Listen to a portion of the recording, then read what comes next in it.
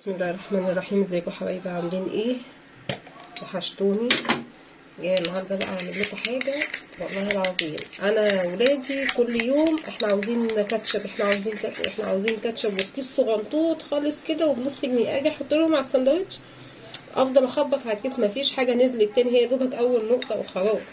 فانا بقيت اجيب معجون الطماطم في البيت، وانا بقيت اعملها لهم بكل سهوله. يعني انا كنت بسمع الكاتشب وتعقيدات وتوم باودر وبصل باودر معرفش ايه هي ده معجون طماطم.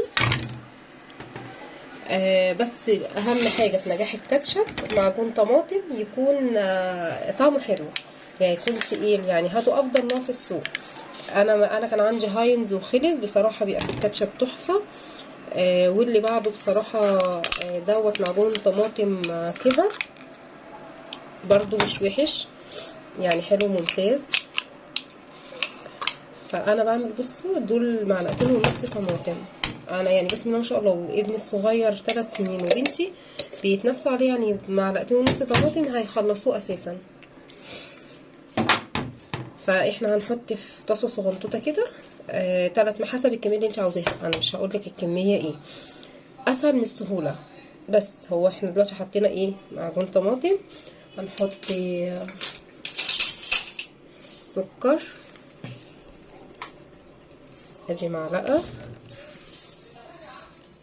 ادي 2.5 سكر.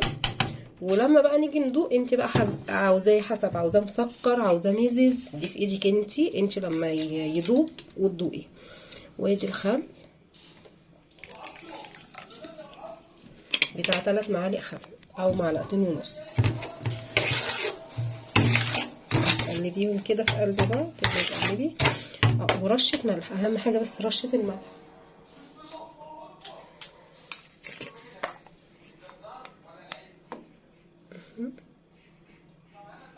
بس كده.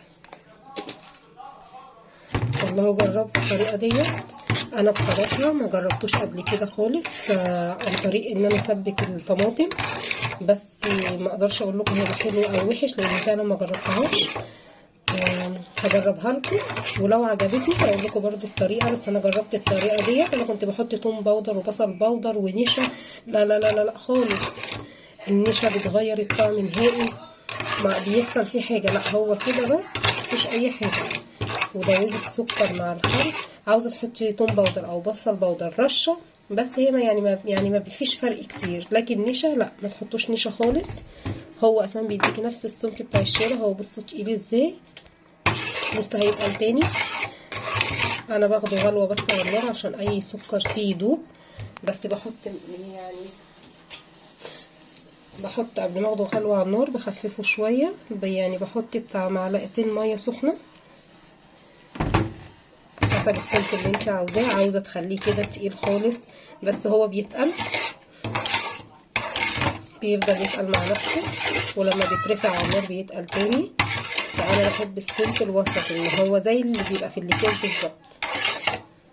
انا هحط تاني يعني بتاع 1 معلقة ميه سخنه او 2 معلقة تاني. بس انا كده بالنسبه لي تمام. انا لسه ما دقتش طعم الكاتشب ايه، انا لسه بدوق. انا ده بالنسبه لي السمك كده كويس لان هيتخن تاني. انا هوريكم ازاي. هفتح بس البوتاجاز وارجع لكم. هو كده انا رفعته على النار.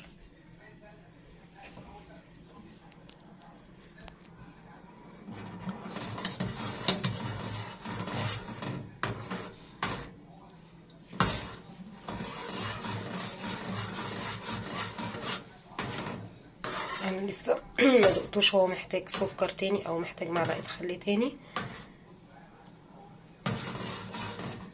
هو ده الكاتشب باسهل الطرق. معجون طماطم يكون كويس جدا، استخدموا هاينز. في بديل ليه في السوق هاينز مثلا بنفسه، استخدموه يكون تقيل. و هي اللون مديكوا ان هو فاتح لاني انا اللمبه اللي فوقيه اضاءه حمراء، لكن هو اللون غامق. فاستخدم معجون طماطم كويس. السكر، خل، رشه الملح عشان هي اللي بتظبط الطعم بس. معلقتين ميه سخنه، عاوزينه على نفس السمك كده ترفعه على طول على النار بنفس السمك بتاع الطماطم من غير ميه سخنه حسب اللي انتوا عاوزينه. انا عشان برش على السندوتشات وكده بيكون سمكه تقيل جدا فبخففه شويه، لان هو لما بيبرد بيتقل تاني. اياكوا تحطوا نشا، والله مش مستحبه. انا كنت بجربه بطريقه النشا فقلت اجربه من غير نشا، لا احسن وافضل بكتير جدا. هو كده غالي.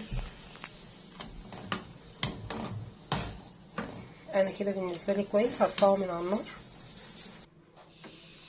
انا كده رفعته من على النار. انا بالنسبه لي كده هو لا مش خفيف، هو لسه هيتقل مع كل ما يهدى كل ما يتقل، لان لما بيتقل بيبقى مع لما باجي اعمل سندوتشات للاولاد وكده لا ما مش بيبقى حلو، بيبقى تقيل جدا. فانا لسه بقى ما لقطوش.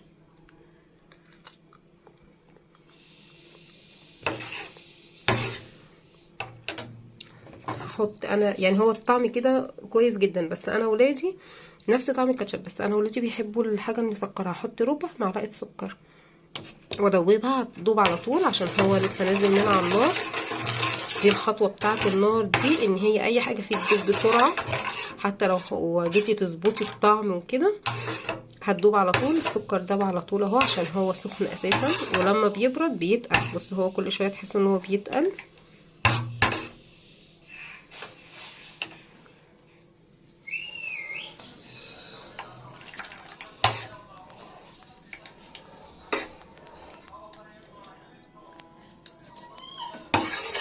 انا كده بالنسبه لي ده كاتشب 100.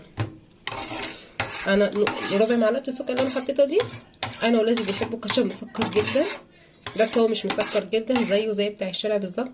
والسمك ده يعني بصوا هو كل ما يقعد بصوا كل ما بيتقل.